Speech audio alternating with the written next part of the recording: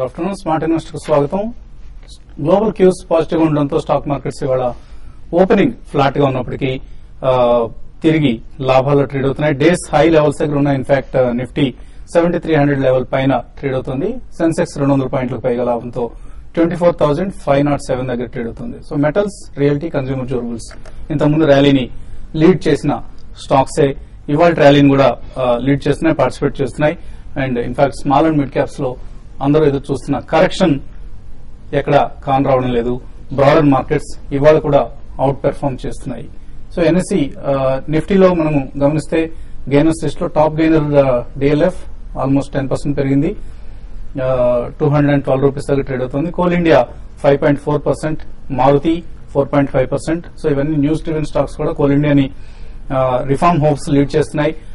Coal ఇండియాని split చేస్తారు, different divisions గా చేస్తారు. దీనిలో ఫారిన్ ఇన్వెస్ట్మెంట్స్ తీసుకొస్తారు, అలాగే స్టేట్ గవర్నమెంట్స్ పార్టిసిపేషన్ తీసుకొస్తారన్న రకరకాల వార్తలతో Coal India lifetime high దగ్గర ట్రేడ్ అవుతుంది. అలాగే మారుతి 4.5%, 2268. సిఎల్ఎస్ఏ ఈ స్టాక్ సంబంధించి చాలా బుల్లిష్ అవుట్లుక్ ఇచ్చింది. నెక్స్ట్ 3 years లో 4,500 రూపీస్ వరకు కూడా టార్గెట్ ఇస్తుంది మారుతికి.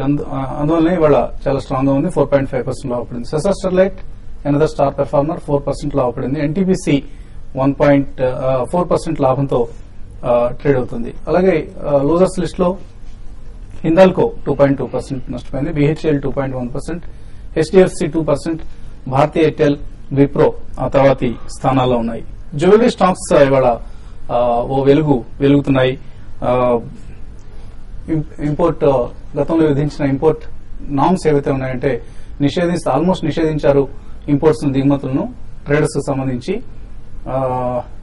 దాంతో జ్యువెలరీ స్టాక్స్ లో ఇవాళ స్ట్రాంగ్ యాక్షన్ కనిపిస్తుంది. అండ్ టీబీజెడ్ కావచ్చు, గీతాంజలి జెమ్స్ కావచ్చు, పీసీ జ్యువెలర్స్ కావచ్చు, అలాగే టైటాన్ కావచ్చు, ఇవన్నీ మెరుపులు మెరిపిస్తున్నాయి. అలాగే షుగర్ స్టాక్స్ 6 to 10% పెరిగాయి. ఇన్ఫాక్ట్ బజాజ్ హిందుస్థాన్ అయితే 15% పైగా లాభంతో ట్రేడ్ అవుతుంది. అండ్ ఈవెన్ ఎంసీఎక్స్ లాంటి స్టాక్ కూడా 15% పెరిగింది. కాళింది రైల్ మాత్రం 10% తగ్గింది. ఈ రెండింటి అంటే టెక్స్మాకో, కాళింది మెర్జర్ రేషియోను కొంత కాళిందికి అన్ఫేవరబుల్ గా, టెక్స్మాకోకి అన్ఫేవరబుల్ గా చేయడంతో కూడా కొంత ఈ స్టాక్స్ లో కరెక్షన్ మనం చూస్తున్నాం. అండ్ మార్కెట్స్ పరిస్థితి గురించి విశ్లేషించేందుకు మనతో అనలిస్ట్ సిద్ధంగా ఉన్నారు. సో లార్జ్ క్యాప్స్ తిరిగి పార్టిసిపేట్ చేస్తున్నాయి. 3 రోజుల కన్సల్టేషన్ తర్వాత ఆర్ఐఎల్ కావచ్చు, ఐటీసీ కావచ్చు, ఎల్ఎన్టీ కావచ్చు, ఇటువంటి స్టాక్స్ అన్ని కూడా తిరిగి పార్టిసిపేట్ చేస్తున్నాయి.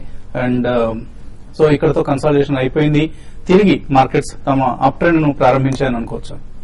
ఐ థింక్ డెఫినెట్లీ అండి, కొద్దిగా సెక్టోరల్లీ 1 or 2 days అలా చిన్న చర్నింగ్స్ జరిగినా కానీ I think market is extremely resilient అండి.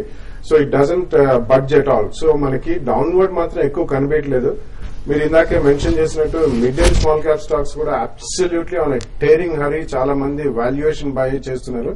అంటే కొంతమంది చాలా మంది వేచి కూడా ఉన్నారు. ఎందుకంటే ఇవి లాస్ట్ 3 to 6 months లో కంపేర్ చేసుకుంటే డబుల్ అని చెప్పి చాలా మంది they are waiting in the wings. కానీ ఫ్యూచర్ ఆలోచించి మనం కొనాలండి. గత లాస్ట్ 12 months ట్రైలింగ్ ఈపీఎస్ మీద జనరలీ మనం ఇన్వెస్ట్మెంట్ డెసిషన్స్ బేస్ చేయకూడదు. సో ఫ్యూచర్ ఆలోచిస్తే డెఫినెట్లీ బ్రైట్ గా ఉంటుందని అక్రాస్ ద బోర్డ్ అన్ని సెక్టర్స్ లో కూడా వాల్యూ బేస్డ్ బయింగ్ అనేది జరుగుతుందని చెప్పారండి. సో ఇటువంటి కాంటాక్ట్స్ లో ఎక్కడైనా మనకి 1 or 2 days కొద్దిగా లల్, డౌన్వర్డ్ కాకపోయినా కానీ లల్ కనిపించినా కానీ I think there is too much of money chasing reasonably strong stocks.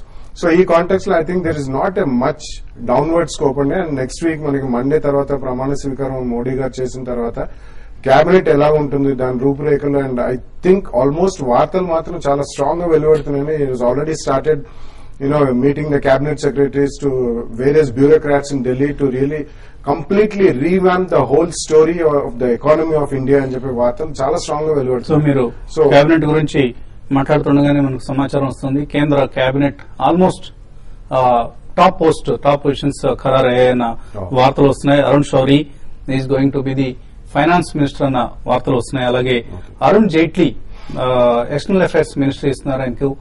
దానిలోనే ట్రేడ్ రిలేషన్స్ ను కూడా కలిపి ఒక కొత్త రూపంలో మినిస్ట్రీ ఆఫ్ ఎక్స్టర్నల్ అఫైర్స్ ను రూపుదిద్దుతున్న వార్తలు వస్తున్నాయి. అరుణ్ జైట్లీ అలాగే డిఫెన్స్ పోర్ట్ఫోలియో నితిన్ గడ్కరీకి రాబోతోంది అన్న వార్తలు కూడా మనకు అందుతున్నాయి. And Arun Shourie finance minister, Rajnath Singh home ministry ఇస్తున్నారన్న వార్తలు కూడా వస్తున్నాయి. సో సుష్మా స్వరాజ్ కి హెచ్ఆర్డీ ఇస్తున్నారన్న వార్తలు. మొత్తం మీద సుష్మా స్వరాజ్ కావచ్చు, అరుణ్ జైట్లీ, అరుణ్ షౌరి, నితిన్ గడ్కరీ అండ్ రాజ్నాథ్ సింగ్ వీళ్లు కేంద్ర కేబినెట్ లో కీలక పాత్ర పోషిస్తున్నారు. బిగ్ 5 వీళ్లే అని చెప్తున్నారు. మేబీ మరికొన్ని 1-2 పోర్ట్ఫోలియోస్ ను నరేంద్ర మోడీ స్వయంగా తానే నిర్వహించే అవకాశం కూడా కనిపిస్తుంది. సో ఓవరాల్ గా ఈ పోర్ట్ఫోలియోని ఇలా చూస్తే మేబీ మురళీ మనోహర్ జోషి కూడా ఎనదర్ కీ పోర్ట్ఫోలియో ఇస్తారంటున్నారు. ఇలా గమనిస్తే ఈ పోర్ట్ఫోలియో ఎటువంటి మార్కెట్ కు ఆమోదయోగ్యం అని అంటారు? అరుణ్ షౌరి ఒకళ్ళు ఫైనాన్స్ మినిస్టర్ అయితే డెఫినెట్లీ అండి. There all very very competent people అండి, and they have a very vast experience also. గతంలో కూడా ఆయన డిస్ఇన్వెస్ట్మెంట్ మినిస్టర్ గా కూడా పనిచేశారు. So I think is a very competent gentlemen. And అలాగే మీరు ఇందాక మెన్షన్ చేసిన పేర్లు అన్ని కూడా వాళ్ళకి చాలా experienced hands with very competent authoritative decision making process లో కూడా వీళ్ళు చాలా ఫాస్ట్ ట్రాక్ చేస్తారని చెప్పి కూడా మనం అనుకోవచ్చు. And I think the market will really like it అండి. Definitely the market will like it. కొద్దిగా మార్పులు ఉండొచ్చు. దిస్ ఇస్ జస్ట్ మనకి పెరిఫరీలో తెలుస్తుంది ఇవన్నీ. మేబీ యశ్వంత్ సిన్హా ఆయన ఈసారి ఎన్నికల్లో డైరెక్ట్ గా పోటీ చేయలేదు కాబట్టి బహుశా ఆయనకు డిప్యూటీ చైర్మన్ ప్లానింగ్ కమిషన్ వచ్చే అవకాశాలు పాసిబుల్. సో ఇదంతా కూడా మార్కెట్స్ కి అయితే positive development. Some names coming out of US అండి. అంటే పాణిగ్రహి అనేవారు, ఆయన గతంలో చాలా సుదీర్ఘంగా ఆయన మోడీ పరిపాలన గురించి, గుజరాత్ మోడల్ గురించి కూడా చాలా మాట్లాడారు. They are all very experienced and seasoned economist. Columbia యూనివర్సిటీలో ఆయన ప్రొఫెసర్ అండి. సో ఇటువంటి వాళ్ళని కూడా ఇండక్ట్ చేయొచ్చు. అండ్ డాక్టర్ రఘురామ్ రాజన్ గారిని డిస్టర్బ్ చేయకపోరు.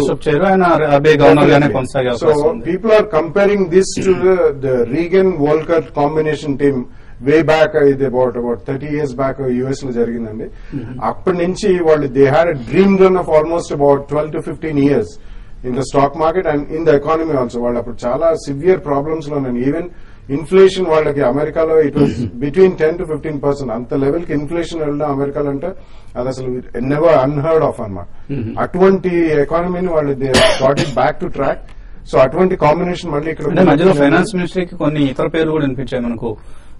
గతం ICICI bank co promoter KV Kamath కావచ్చు, లేదా Bimal Jalan RBI former governor కావచ్చు, క్వైట్ పాసిబుల్. ఆర్ ఈవెన్ ఇతర కొన్ని కార్పొరేట్ నేమ్స్ కూడా మనకు వినిపించాయి.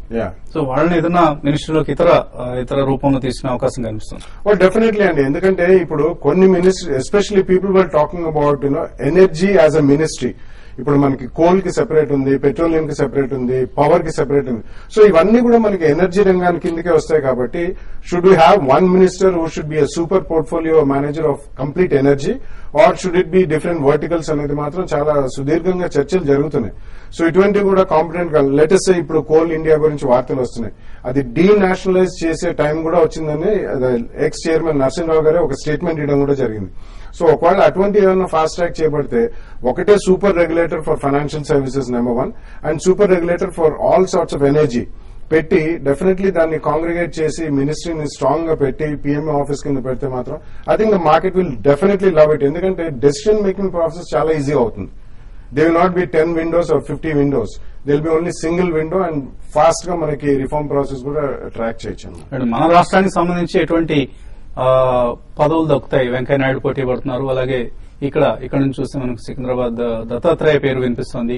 అలాగే తెలుగుదేశం నాయకులు కూడా, తెలుగుదేశం ఎంపీలు కూడా మంత్రి పదవులు దక్కే అవకాశాలు కనిపిస్తున్నాయి. సో ఎటువంటి పోర్ట్ఫోలియోస్ వస్తాయనేది ముఖ్యం.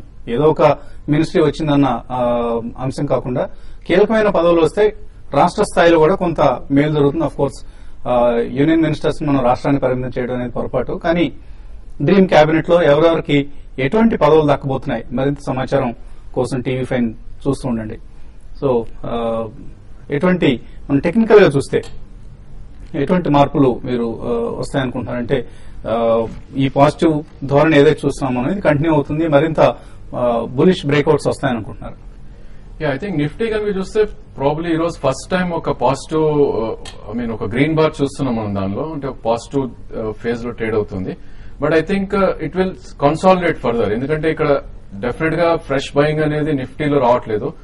స్టాక్స్ పరంగా చూస్తే కనుక మనకి సైక్లికల్ దీంట్లో ఒక సెక్టర్ తర్వాత ఒక సెక్టర్ పెరగడం చూస్తున్నాం. బట్ నిఫ్టీ పరంగా చూస్తే కనుక ఇంకా కన్సాలిడేషన్ రావాలనిపిస్తుంది. మనకి లాస్ట్ ఫ్యూ సెషన్స్ గా ఈ కన్సాలిడేషన్ ఓ పక్కన పెడితే మిడ్ అండ్ స్మాల్ క్యాప్స్ లో చాలా ఎక్కువ యాక్షన్ ఉంది. ఇవాళ కూడా mid cap index, small cap index out perform చేస్తున్నాయి. కరెక్ట్. సో దాంతో ఏంటంటే బేసికలీ ఇక్కడ ఫ్రెష్ షార్ట్ పొజిషన్స్ లేనందువల్ల మార్కెట్ కిందకి రావట్లేదు, అదేవిధంగా ఫ్రెష్ లాంగ్స్ లేనందువల్ల ప్రాబబ్లీ మార్కెట్ పైకి కూడా వెళ్ళట్లేదు. సో అందుకోసం 50 పాయింట్స్ రేంజ్ అనేది వెరీ రేర్. ఇంత పైకి పెరిగినాక మార్కెట్స్ 50 పాయింట్స్ 70 పాయింట్స్ రేంజ్ లో ఉంటనేది వెరీ రేర్ అనమాట. సో బేసికలీ ఐ థింక్ ఒకసారి mid caps and small cap action complete అవుతే that money maybe starts moving to front cap, అప్పుడు ఐ థింక్ మనకి బ్రేక్అవుట్స్ రావచ్చు. బట్ ఐ థింక్ చార్ట్స్ పరంగా చూస్తే కనుక 7130 will act as major support అనమాట. మొన్నటి లో ఏదైతే ఉందో ఎలక్షన్ రిజల్ట్స్ రోజు, అలానే 74-20 దగ్గర ఒక గట్టి రెసిస్టెన్స్ ఉంది. సో ఈ రేంజ్ అనేది బ్రేక్ అవ్వాలి మనకి, అప్పుడు కానీ మనకి మేజర్ మూవ్మెంట్స్ రావు. మేబీ 200-300 పాయింట్స్ మూవ్ అవ్వాలి వన్ డే ఆర్ పడాలి అన్న కూడా 74 అబోవ్ క్లోజ్ అవ్వాలి, లేదంటే 7130 కింద నిఫ్టీ క్లోజ్ అవ్వాలి. బట్ మిడ్ క్యాప్స్ లో మీరు అన్నట్టు I think lot of stocks are breaking out. Real estate stocks కావచ్చు, infra stocks, banking and of course ఇవాళ మనం చూస్తే కన్స్యూమర్ డ్యూరబుల్స్, ఇలా ఒక రోజు సెక్టర్ రొటేషన్ జరుగుతుంది అనుకోండి. బట్ ప్రధానంగా high beta infra and banks sector లో కూడా బేసికలీ మిడ్ క్యాప్స్ వైపు వెళ్ళటం మంచిది అంటారా, లేదా లార్జ్ క్యాప్స్ స్టిక్ అవ్వమంటారా? యా, డెఫినెట్ గా మిడ్ క్యాప్స్ వెళ్ళాలండి. ఓన్లీ థింగ్ ఏంటంటే because all the stocks have almost doubled most of the mid caps. So ఇక్కడ నుంచి 30-40% కరెక్షన్ కూడా రావచ్చు అని ఎక్స్పెక్టేషన్స్ తో ఎంటర్ అవ్వాలన్నమాట. బట్ ఫస్ట్ పొజిషన్ అనేది ఏదైతే మనం ఎవ్రీ టైం చెప్తుంటామో 30% బేసిక్ పొజిషన్ అనేది ఈ రేట్లో తీసుకోవచ్చు. So every dip should be used as buy. And infra stocks లో కూడా basically if you look at DLF లాంటి stocks they didn't participate for the last 2 to 3 weeks. So నిన్ననే ఒక మేజర్ బ్రేక్అవుట్ రావడం చూసాం. Probably DLF and India bull real estate ఇలాంటి stocks might outperform the stocks which are gone up already, like IRB గానీ లేదంటే GMR గానీ ఇవి ఆల్రెడీ డబుల్ అయినాయి. అండ్ డిఎల్ఎఫ్ నిన్న బ్రేక్అవుట్ వచ్చింది కాబట్టి ప్రాబ్లీ 260-270 దాకా అప్ సైడ్ వెళ్లే ఛాన్స్ ఉంది. But definitely corrections are welcome, actually రావాలి.